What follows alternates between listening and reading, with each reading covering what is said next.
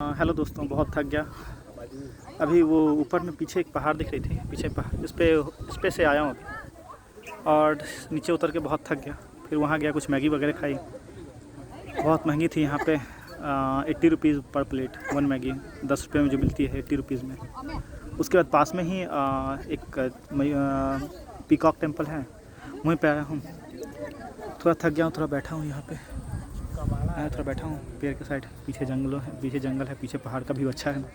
दिखाता हूँ क्या, ये यहाँ का पीकॉक टेम्पल है। ये बहुत अच्छा है। अंदर कुछ खास नहीं, अंदर एक मंदिर है, एक कोई महात्मा जी हैं वो अंदर है। बाकी पीकॉक टेम्पल अच्छा है, बाकी ये अच्छा है। और यहाँ का व्यू जैसे चल के आए वो बहुत अच्छा था। तो इसी का नज़ारा बहुत अच्छा है। ये देखिए, बाकी ये मेरा दोस्त है, उस समय से पोज दे के फ़ोटो ले रहा है, आ नहीं रहा है इसका। बाकी बहुत अच्छा है।